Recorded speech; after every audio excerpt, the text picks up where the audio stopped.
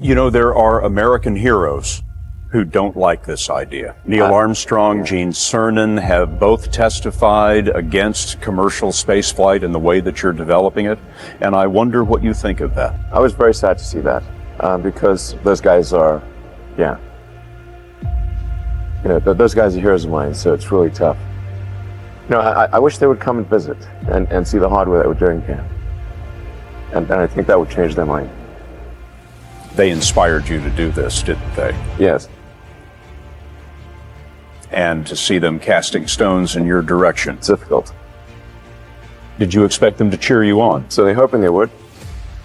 What are you trying to prove to them? What I'm trying to do is to make a significant difference in spaceflight and help make spaceflight accessible to almost anyone. One of the most difficult choices I've ever faced in life was in 2008. I think I had maybe $30 million left, or $30 or $40 million left in 2008. And I had two choices. I could put it all into one company, and then the other company would definitely die, or split it between the two companies. But if I split it between the two companies, then both might die. When you put your blood, sweat, and tears into creating something, or building something, it's like a child. And so it's like, which one am I going to let one starve to death? I couldn't bring myself to do it, so I split the money between the two. Fortunately, thank goodness, they both came through. What was your biggest failure, and how did that change you? Well, there's a ton of failures along the way, that's for sure.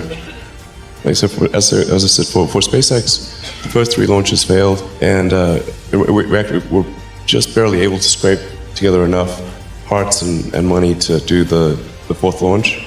If that 4th launch had failed, we would have been dead. So multiple failures along the way.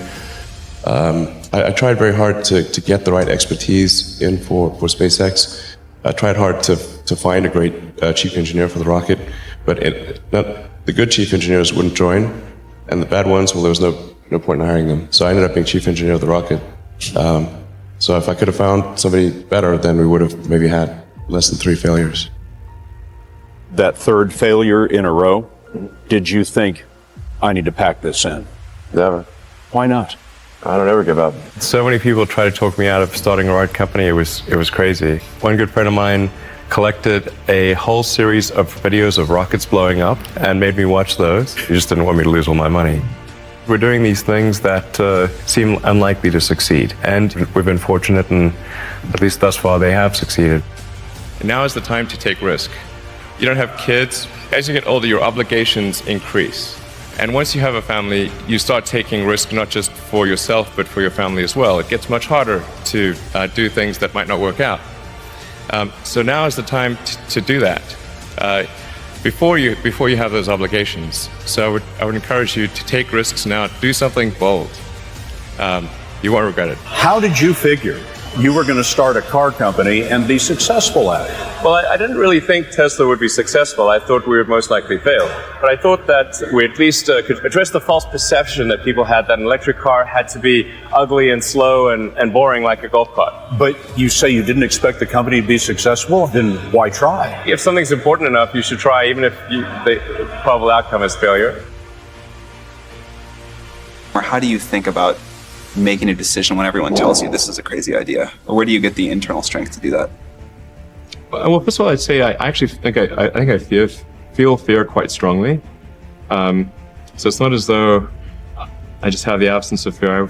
I feel it quite strongly. But there are just times when something is important enough, that you believe in it enough, that you do it in spite of the fear. I think about what technology solution is necessary in order to achieve the particular goal, and then try to make as much progress in that direction as possible. I think being a multi-planet species and being out there among the stars is important for the long-term survival of humanity, and that's one reason. But then the part that I find personally most motivating is that it creates a sense of adventure, and it makes people excited about the future.